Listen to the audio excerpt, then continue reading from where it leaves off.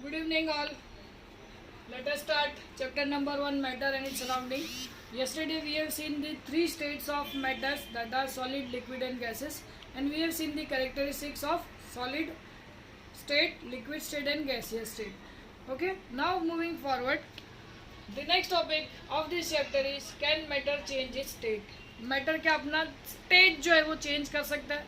कल ही अपन ने डिस्कस किया था, एक एग्जांपल दिया था वाटर का। जो आइस है वो सॉलिड स्टेट में है, फिर वो उसको और हम लोग गर्म करेंगे, वो लिक्विड स्टेट में आएगा, और उसको गर्म करेंगे तो वो गैसियस स्टेट में जाएगा। तो क्या ये क्वेश्चन का आंसर अपने को मिल सकता है, can matter change it's state? Yes, matter can change it's state by providing heat, isn't it? By providing heat. अभी इसके लिए आपको क्या करना है कि एक्टिविटी करना है।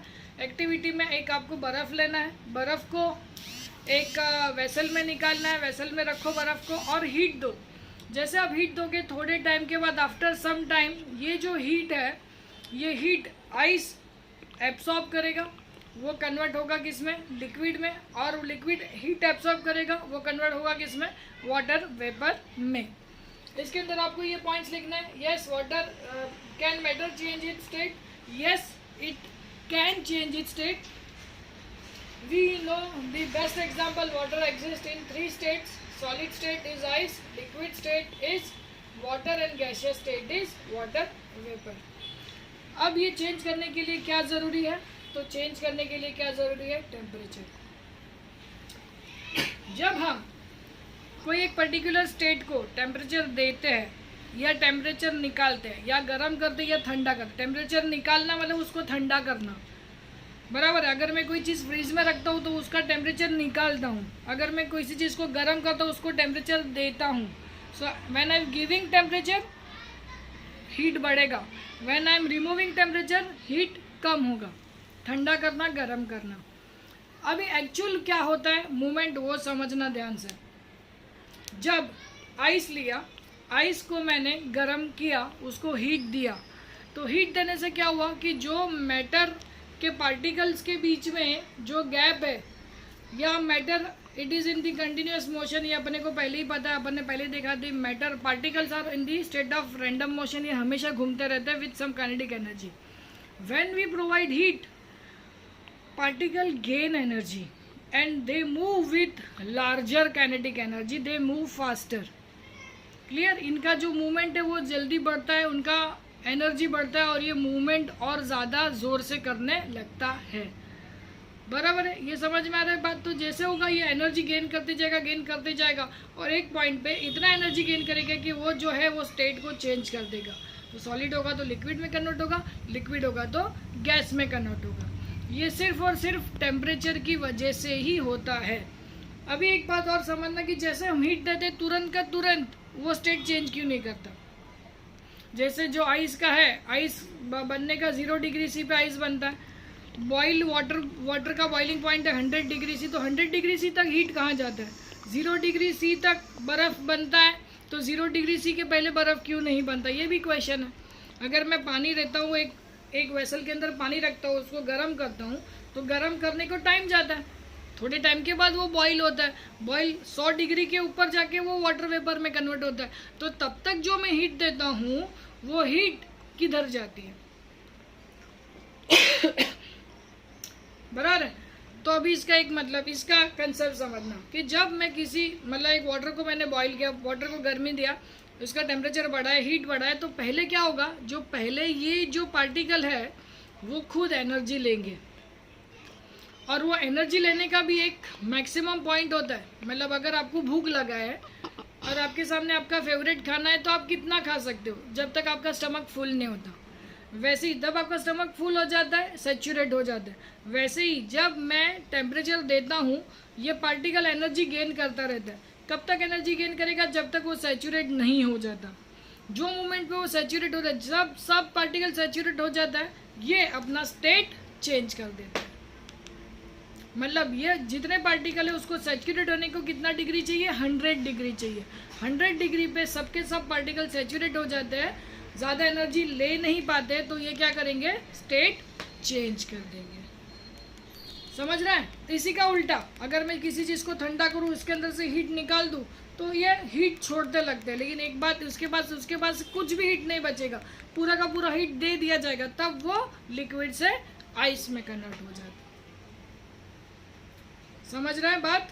ठीक है। तो अभी अपने पास 3 स्टेट है। तो अगर मैं ये डायग्राम समझो, ये डायग्राम पहला स्टेट है, ये लेता हूँ आइस, इसको मैं हीट देता हूँ, तो ये किस में जाएगा? वाटर।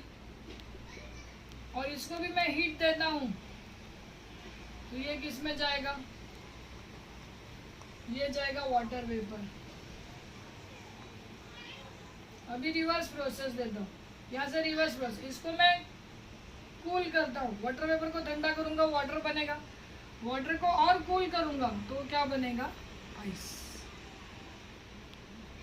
ठीक है, ये एरो और ये एरो, ये समझ के चलना।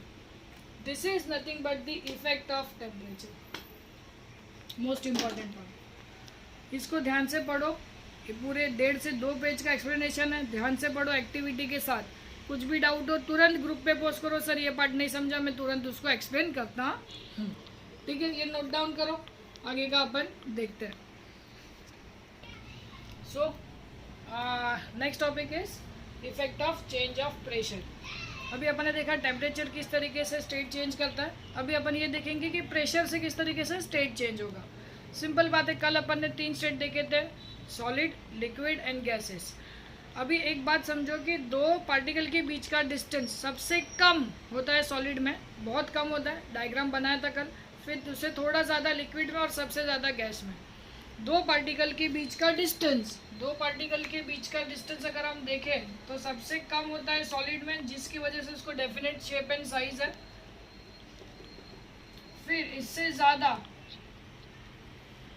इसको और थोड़ा नज़दीक बना लेंगे, इससे थोड़ा सा ज़्यादा ये होता है कि इसमें लिक्विड में, इसके लिए इसको फिक्स्ड वॉल्यूम होता है, और सबसे ज़्यादा डिस्टेंस होता है गैस में। अभी हम लोग बात कर रहे हैं प्रेशर की। क्या प्रेशर देने पे, क्या प्रेशर एक्सर्ट करने से ये दोनों का स्टेट, ये तीनों का स्टेट चेंज हो सकता है? They can interchange the state. जैसे हम लोगों ने टेम्परेचर दिया या टेम्परेचर लिया, मतलब हीट दिया या हीट लिया, तो स्टेट चेंज हो गया, बराबर है ना? वो अपन ने देखा भी। तो उसी के ऊपर से अगर मैं प्रेशर देता हूँ तो स्टेट चेंज हो सकता है, या प्रेशर निकालता हूँ और प्रेशर बढ़ा सकता हूँ या प्रेशर कम कर सकता हूँ, बराबर है? उन दोनों के प्रोसेस है। तो अगर मैं प्रेशर बढ़ाता हूँ तो स्टेट चेंज हो सकता है, तो उसका आंसर है हाँ, प्रेशर बढ़ाने से चेंज होगा। प्रेशर बढ़ाने से क्या होगा एक्चुअली? तो अगर मैं प्रेशर बढ़ाता हूँ ना, तो ये दोनों के बीच का जो गैप है और कम होते जाएगा। प्रेशर बढ़ाने से, दबाने से क्या होगा? दबाने से क्या होगा? ये दोनों के बीच का जो गैप है वो और कम होते जाएगा, और एक टाइम के बाद, एक पर्टिकुलर प्रेशर पे आने के बाद वो जो मैटर है वो अपना स्टेट चेंज कर सकती है, बराबर है? आपने कार्बन डाइऑक्साइड देखा होगा, लिक्विफाइड एलपीजी, देखो आपके घर में एक सबसे बेस्ट एग्जांपल है एलपीजी, लिक्विफाइड पेट्रोलियम गैस। उसको बहुत हाई प्रेशर से सिलेंडर में भरा जाता है और वो गैस में कन्वर्ट होता है। वो एक्चुअली होता है लिक्विड। आप उसको ठंडा करो, उसके बाजू में बर्फ़ रख दो, बहुत सारा बर्फ़ रख दो, तो आपको वो लिक्विड के फॉर्म में कन्वर्ट हो जाएगा, क्योंकि आपने उसको क्या करोगे? ठंडा कर दिया, तो वो जो है स्टेट चेंज हो जाएगा। इसके लिए उसको एलपीजी के बोले, लिक्विफाइड पेट्रोलियम गैस। बहुत हाई प्रेशर से एंटर करने से वो गैस में कन्वर्ट हो गया। वो था लिक्विड, उसको प्रेशर देने से वो गैस में कन्वर्ट हो गया, एलपीजी।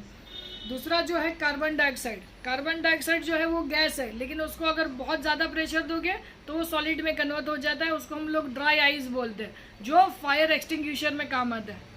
फायर एक्सटिंग्विशर देखा ना, वो अगर हम लोग वो निकालते तो वाइट कलर का निकलता है, जो आग बुझाने के लिए काम आता है, carbon dioxide, that is dry ice.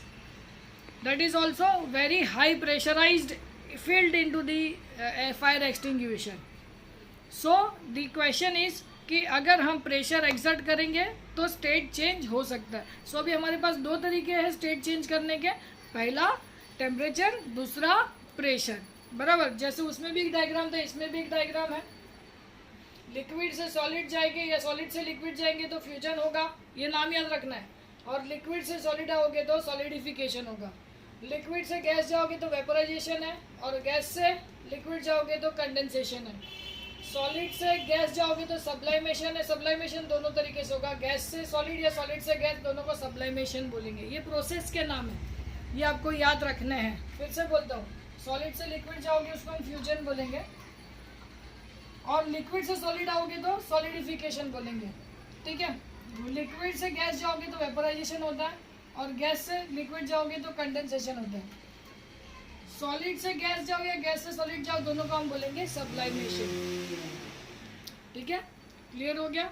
आज के लिए इतना काफ़ी है, आज इधर ही रुकता है। इसके अलावा मैंने होमवर्क दिए, कल के 4 क्वेश्चन, परसों के 4 क्वेश्चन और आज के भी कुछ क्वेश्चन है। होमवर्क मुझे किसी ने भी भेजा नहीं है, अभी मैं ग्रुप पे डाल रहा हूँ, होमवर्क किसी ने भेजा नहीं है। आज के भी 4 क्वेश्चन है, ये क्वेश्चन आप मुझे भेजोगे, बराबर है। और एक आपको क्वेश्चन है, समझना, 273 डिग्री सेल्सियस 1 केल्विन, आप एक ये भी लिख लो, 1 kelvin equals to 273 degree C, एक रिलेशन लिख दो, ठीक है। इसके ऊपर आपको एक न्यूमेरिकल है, वो आपको समझ में आएगा, ठीक है। आज के लिए भी 4 क्वेश्चन होमवर्क है, मतलब 4 पहले के, 4 कल के और 4 आज के, 12 क्वेश्चन है। 12 क्वेश्चन आपको होमवर्क करके मुझे भेजने हैं, ओके। कल मिलते हैं, कल इससे हम लोग आगे बढ़ेंगे। कल का टॉपिक चालू करेंगे इवोपरेशन से, विल स्टार्ट फ्रॉम इवोपरेशन। तब तक आप गो थ्रू करो टेक्स्ट बुक, किधर भी डाउट है कल डाउट सेशन से पहले चालू करेंगे, then will move ahead, okay. Take care, bye bye, see you.